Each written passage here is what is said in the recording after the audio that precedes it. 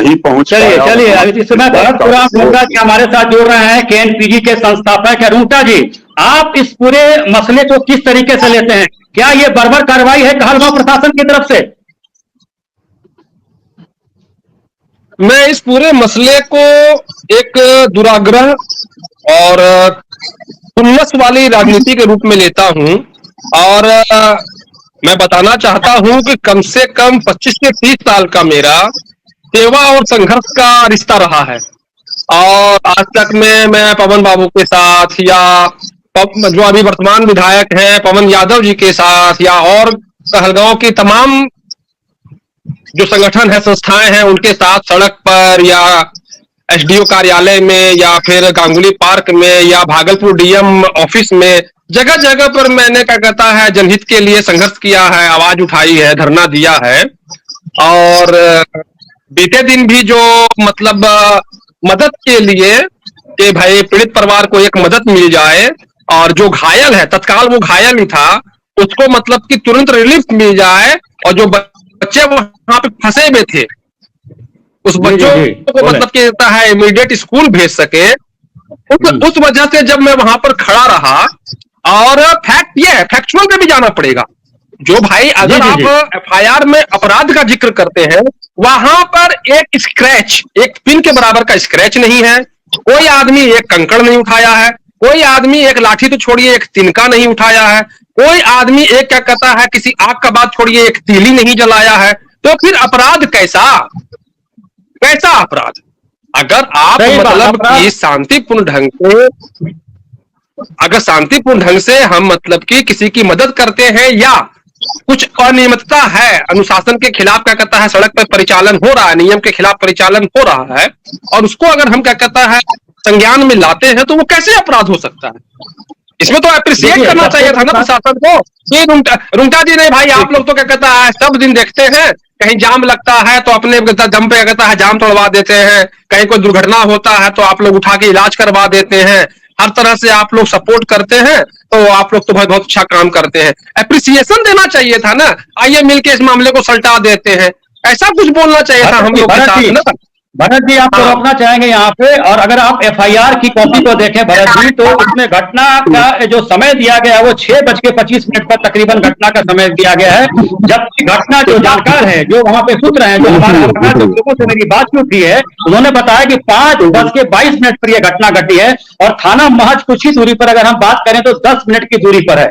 थाने को वहां पर आने में इतना समय लग गया, और तकरीबन बताया जाता है उसको मेडिकल सुविधा जो है वो वहां पे नहीं मिली। 40 मिनट तक वो तड़पता रहा, अस्पताल में कोई डॉक्टर देखने नहीं गया।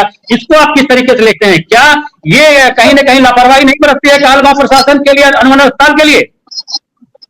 इस मुद्दे पर मेरी संस्था काफी दफा मतलब आज नहीं, लगभग लगता है कि 6-7 साल से हम लोग बराबर आवाज उठाते रहते हैं। और मैंने कहलगांव के वर्तमान विधायक महोदय के भी क्या कहता है संज्ञान में दिया कि सर यहाँ पे अनुमंडल अस्पताल जो है वो बिल्कुल लापरवाह है, निष्क्रिय है, संवेदनहीन है, और वो भ्रष्टाचार से मतलब कि सराबोर है। तो सर इस पे आप ध्यान दीजिए, यहाँ पर कोई रोगी जाए तो उसको मतलब कि प्रॉपर इलाज मिले, प्रॉपर केयर मिले। मगर दुर्भाग्य है कि मतलब कहलगांव अनुमंडल अस्पताल के प्रभारी मतलब कि बिल्कुल किसी को तरजीह नहीं देते हैं, गदानते नहीं है, पता नहीं उनको कहां से आशीर्वाद। भरत जी, आप लोगों पे आरोप है कि आपने एनएच-80 को जाम किया, आपने एनएच-80 को जाम किया, लेकिन सबसे बड़ा सवाल है घटना एनएच-80 पर हुई है, तो क्या वहां जाम नहीं लगेगी तो और क्या लगेगी? पीड़ित परिवार आएंगे ना, संगठन सामाजिक संगठन के लोग आएंगे ना, स्कूल के जो उनके जानने वाले हैं, जो चाहने वाले हैं, पीड़ित परिवार के वो तो आएंगे ना।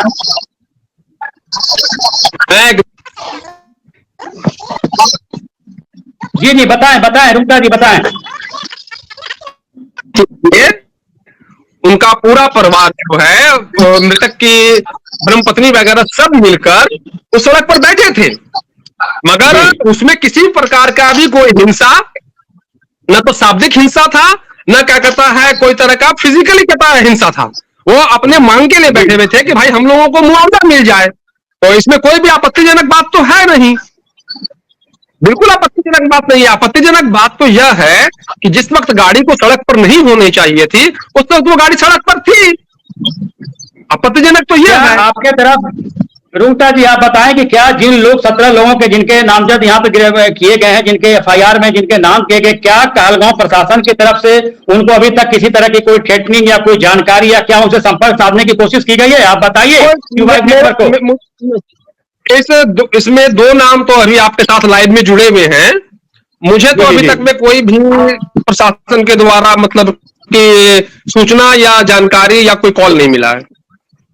जी जी, अब हम सोनी आनंद जी से जुड़ेंगे। सोनी आनंद जी लगातार नो एंट्री पर अपनी आवाज उठाते रहते हैं। एक इनके बच्चे भी हैं यहाँ सेंट जोसेफ स्कूल पकड़तल्ला में, और एक अभिभावक के तौर पर ये बराबर कहीं न कहीं रूबरू होते रहते हैं, सड़कों को लेकर अभिभावकों को जानकारी देते हैं। और इससे कुछ दिन पहले हमने देखा कि किस तरीके से नो एंट्री में जो कुआ पुल है कहलगांव पकड़तल्ला मार्ग के बीच में, वहां किस तरीके से जाम फंसी और किस तरीके से दोनों के बीच में बच्चे, साइड में बच्चे रेलिंग पे फंसे थे, और उस रेलिंग में जो बांस लगाया गया था वो भी केएनपीजी परिवार की तरफ से लगाया गया था। अगर वो बांस उस रेलिंग में नहीं लगाया जाता उसमें, तो कई बच्चे कुआ पुल में गिर सकते थे। तो कुल मिलाकर जो नो एंट्री को लेकर जो भागलपुर का प्रशासन है, जो डीएम है, मैं उनकी तारीफ करूंगा नवल किशोर चौधरी जी का, जिनके सख्ती के कारण अभी सैकड़ों गाड़ियां जो हैं वो बंद की गई है। लगातार छापेमारी जो थी, तकरीबन 400 से 500 से ज्यादा जो गाड़ियां हैं उसको बंद किया गया। लेकिन सवाल है कि इतनी बड़ी घटना हो गई है, एनडीए की सरकार है यहाँ पे, हमारे जेडीयू के सांसद जो हैं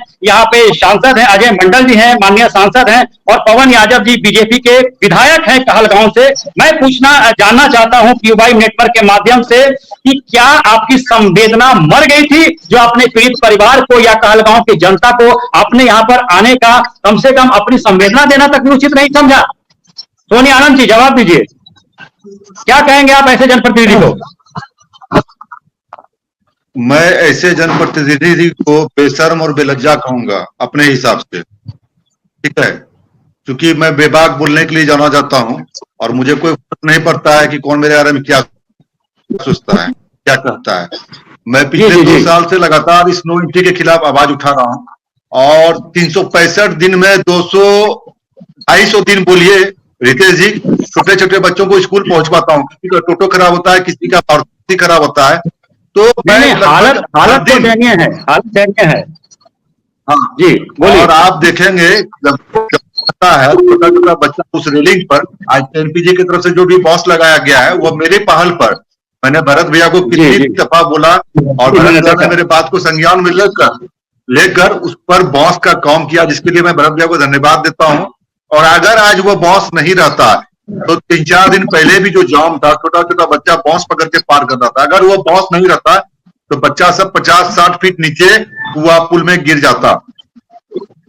तो क्या आनंद जी ऐसे में कहना होगा कि जिस तरीके से आराम देखा जाता है कि हमारे माननीय विधायक पवन यादव जी, अक्सर देखा जाता है कि हर सुख दुख में लोगों के साथ होते हैं, अर्थियां देते आते हैं, लोगों को कंधा देते हैं, लेकिन ऐसी क्या मजबूरी आ गई जो कहलगांव मामले पर सांसद मौन है, विधायक मौन है, पुलिस मौन है, और जो निरीह जनता है, जो समाज सेवी हैं, जो सरस्वती शिशु मंदिर के टीचर हैं, उन पर एफआईआर करा दी जाती है? ऐसा क्यों? आखिर कब तक चलेगा ये गुंडाराज?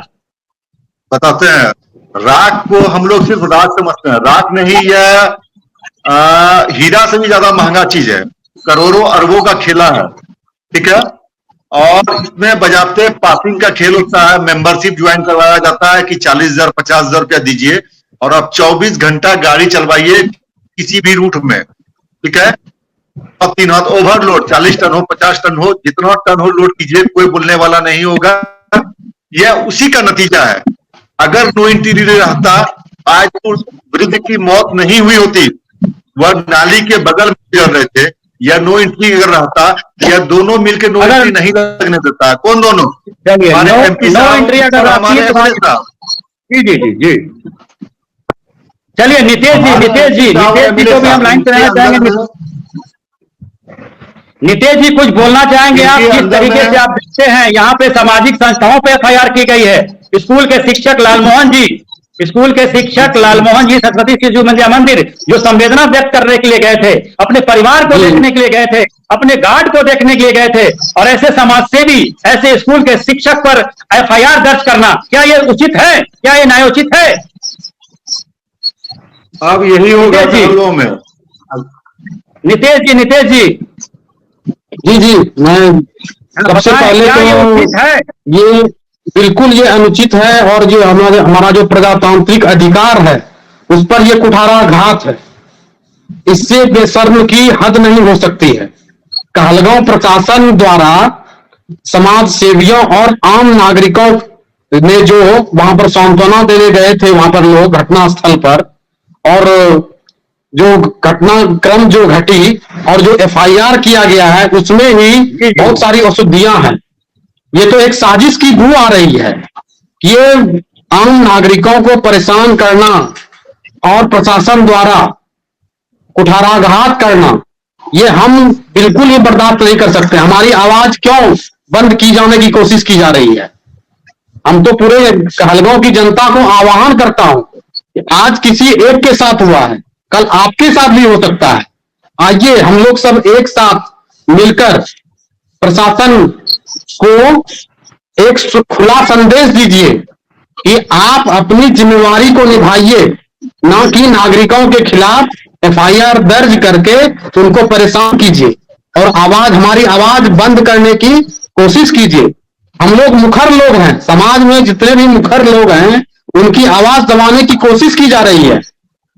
आप ये देखिए, ये एक नेचुरल थिंग है कि अपराध या गलत चीज तभी बढ़ती है जब सही आदमी चुप बैठते हैं। तो सही लोगों को, जागरूक लोगों को सामने आने की जरूरत है, ना कि चुप बैठने की जरूरत है कि जिसपे जो हुआ वो भुगते। कल उनके साथ भी हो सकता है, आज हमारे साथ हो रहा है तो कल उनके साथ भी हो सकता है। इसीलिए समाज के लोगों को, प्रबुद्ध लोगों को, युवाओं को खुलकर सामने आने की जरूरत है और ऐसी घटना की पुनरावृत्ति फिर ना हो, ये खुला संदेश कहलगांव प्रशासन को देने की जरूरत है। ये हमारा प्रजातांत्रिक अधिकार है, हम चुप नहीं बैठेंगे।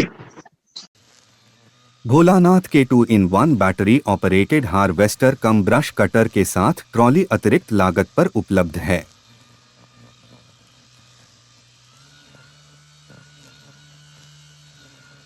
अधिक जानकारी के लिए कृपया दिए गए नंबर पर कॉल करें।